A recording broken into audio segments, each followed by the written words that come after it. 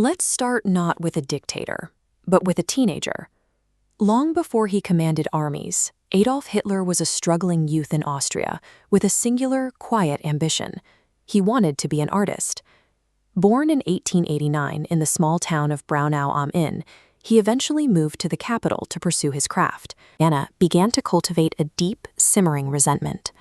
Then, in 1914, the outbreak of the First World War offered him a lifeline. He enlisted in the German army, and for the first time he found a profound sense of purpose and belonging within the freezing conditions of the trenches. He served with enough distinction to earn several military honors, but when Germany surrendered in 1918, he was devastated. He refused to accept that the military had simply lost the war, convincing himself instead that the nation had been betrayed from within and that Germany required a forceful, uncompromising resurgence. The armistice didn't bring him peace. Instead, the brutal reality of the war had forged a bitter, radicalized zealot who was now desperately searching for a new battleground. He returned to a country that was nearly unrecognizable. Post-war Germany was completely paralyzed by the humiliation of the peace treaties, massive unemployment, and constant political violence in the streets.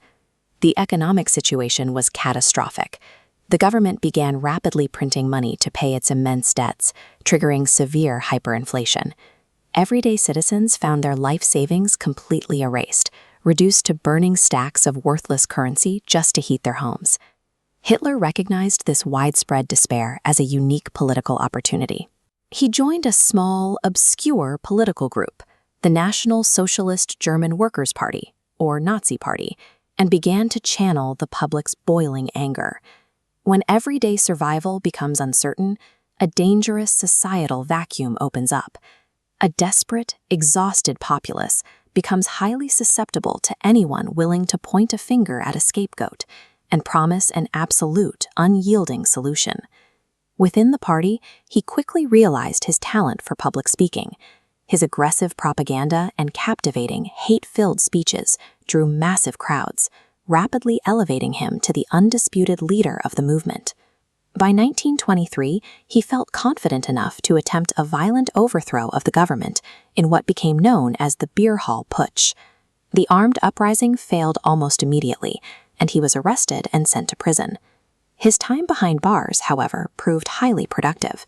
He used the sentence to dictate his manifesto, Mein Kampf. The book laid out his explicit, deeply racist ideology and detailed his exact plans for German expansion. The failed coup taught him a crucial strategic lesson. He realized that launching a direct, violent assault on the government was ineffective. To gain absolute authority, he needed to win elections, enter the government legally, and systematically hijack the democratic system from the inside out. A decade later, he achieved exactly that. In 1933, amidst ongoing economic turmoil, he was officially appointed Chancellor of Germany, gaining legitimate access to the highest levels of state power. He constructed a totalitarian state, exercising unchecked control over public and private life, absorbing all the independent parts of a healthy democracy. Within months, his administration outlawed rival parties and dismantled the legal checks and balances, routing all authority into a single, massive central pillar. With absolute control secured, the regime rapidly expanded the military to enforce extreme, state-sponsored racism, heavily targeting the Jewish population and building an unthinking state apparatus of incredible sheer scale. Hitler's chancellorship functioned as a methodical, legalistic destruction of every institution designed to keep a leader's power in check. He used the structures of the law to dismantle the rule of law. His unchecked ambition finally spilled over Germany's borders in 1939. The unprovoked invasion of Poland, marked by soldiers physically breaking the border barrier, officially ignited the Second World War. Over the next few years, the German military moved with terrifying speed, launching aggressive campaigns that successfully conquered vast stretches of the European continent. But beneath the military campaigns lay the regime's darkest reality, the Holocaust. The state engineered the systematic, industrial-scale murder of 6 million Jewish people, alongside millions of other minorities, political dissidents, and civilians. These atrocities were the deliberate, terrifying execution of the racist blueprint Hitler had drafted in his prison cell more than 10 years earlier.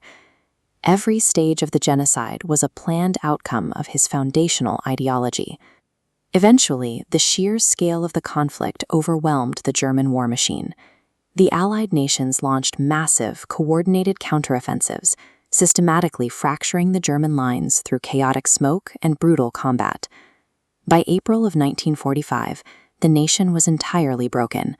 Its military was shattered, its citizens were starving, and Soviet troops had breached the heart of Berlin, bringing aerial devastation to landmarks like the Brandenburg Gate. Hiding in an underground bunker as the city burned above him, Hitler died by suicide on April 30, 1945. Shortly after, Germany surrendered unconditionally, prompting a wave of global relief. Adolf Hitler left behind a legacy of incalculable grief. His story remains history's most severe warning.